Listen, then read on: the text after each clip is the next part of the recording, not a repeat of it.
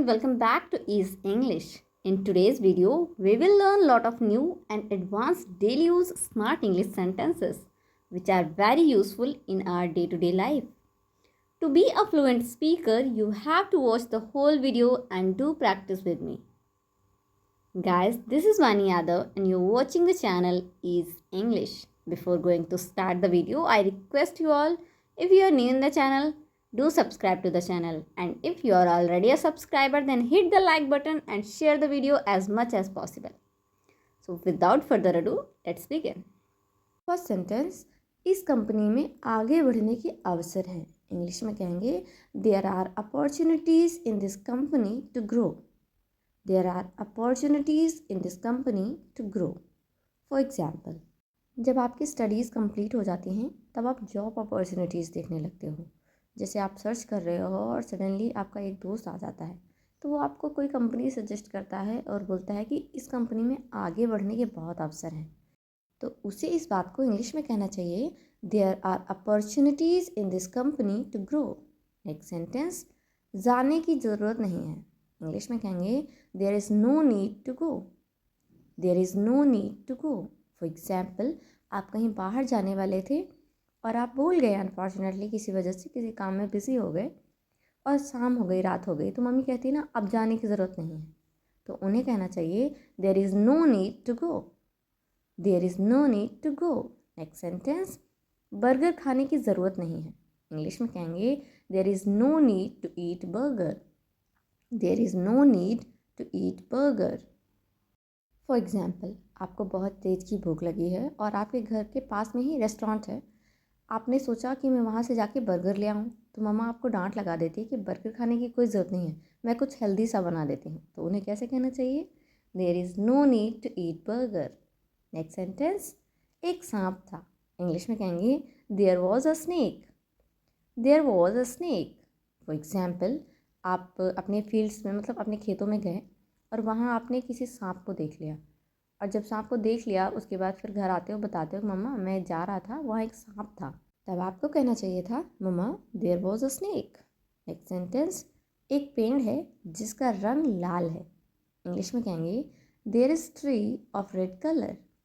There is tree of red colour. For example, आप कहीं picnic पे जाते हो या फिर कहीं ट्रिप पे जाते हो और वहाँ कोई ऐसा ट्री देख लेते हो जिसका रंग लाल है, तो आप अपने घर में कॉल करके बताते हो ना यार यहाँ पे एक पेड़ है जिसका रंग लाल है.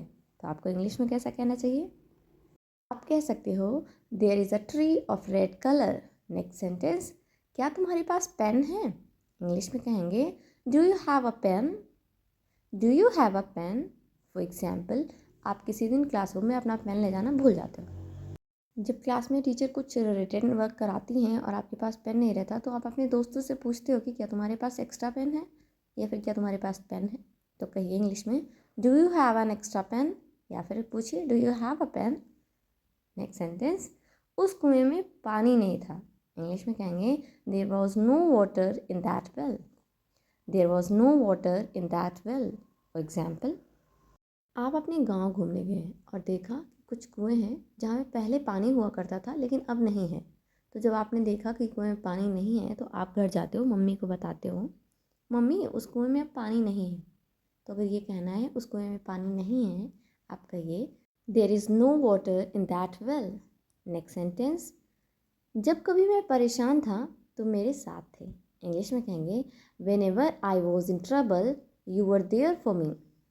When ever I was in trouble you were there for me. For example, आपका कोई दोस्त है जिसे आप थैंक यू बोलना चाह रहे हो और कह रहे हो कि यार पूरी लाइफ में जब कभी भी मैं परेशान था मैंने तुम्हें हमेशा अपने साथ पाया. तो आप इंग्लिश में कहेंगे whenever I was in trouble you were there for me. Next sentence, मैंने जो कुछ किया वहीं पर किया. कहेंगे whatever I did there. Whatever I did there. For example, आपका और आपकी फ्रेंड का झगड़ा हो गया तो आपने उसकी कुछ चीज़ें ख़राब कर दी. बाद में आप वहाँ से चले गए, फिर आपकी फ्रेंड कहती है तुमने मेरा सारा काम तब से ख़राब करके रखा है. तो आपने कहा कि मैंने जो कुछ किया वहीं पर किया. तो आपको इंग्लिश में कैसे कहना चाहिए? आप कह सकते हैं whatever I did there. Next sentence, उसकी ज़िंदगी में खुशी नहीं है. इंग्लिश में कहेंगे there is no joy in his life, there is no joy in his life.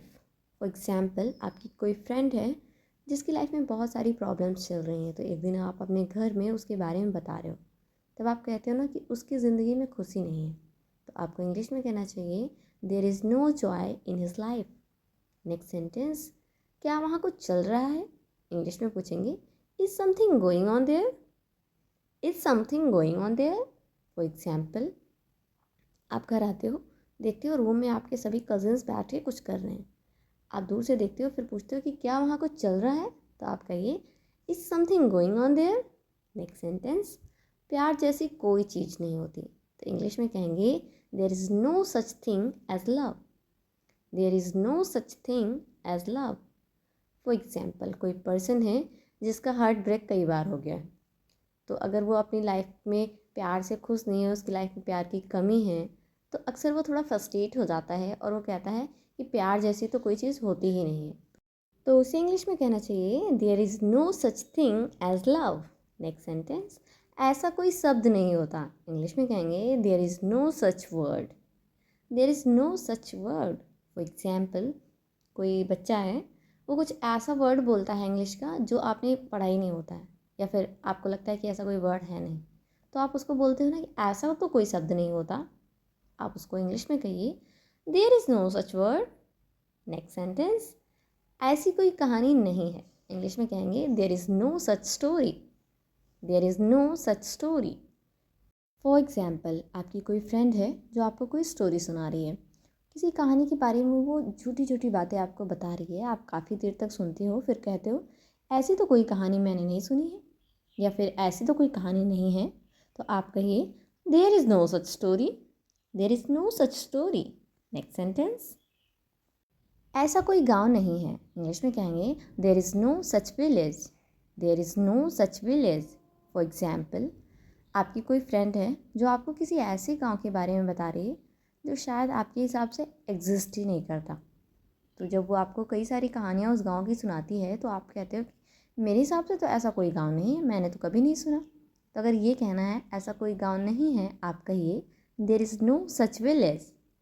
Next sentence, ऐसा कोई देश नहीं है जहाँ सिर्फ जानवर हों, इंग्लिश में कहेंगे there is no such country where there are only animals, there is no such country where there are only animals.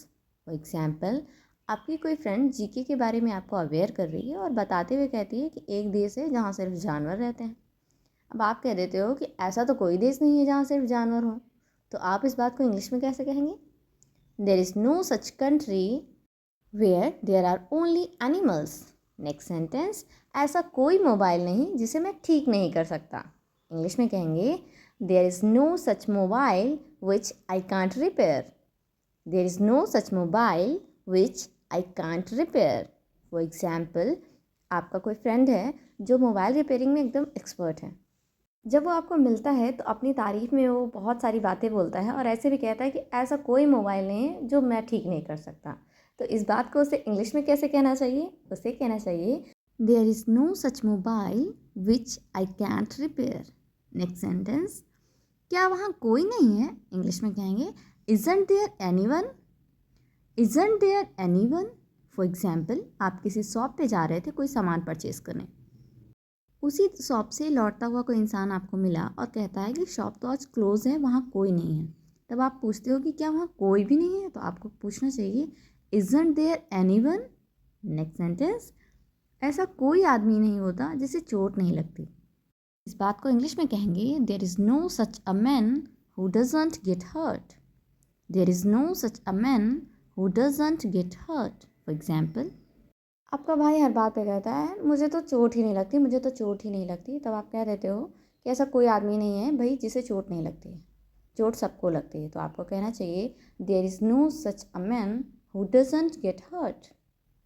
Alright guys, that's all for today. I hope आपने वीडियो को पूरा देखा होगा, वीडियो आपको बहुत interesting लगा होगा और कई सारे नए नए सेंटेंसेस आपने सीखे भी होंगे। अगर वीडियो अच्छा लगा है तो प्लीज़ वीडियो को लाइक करें, ज़्यादा से ज़्यादा शेयर करें, और चैनल पे पहली बार विजिट कर रहे हैं तो प्लीज़ चैनल को सब्सक्राइब करना बिल्कुल भी ना भूलें। मिलते हैं हमारे नेक्स्ट वीडियो में, टिल देन बाय बाय।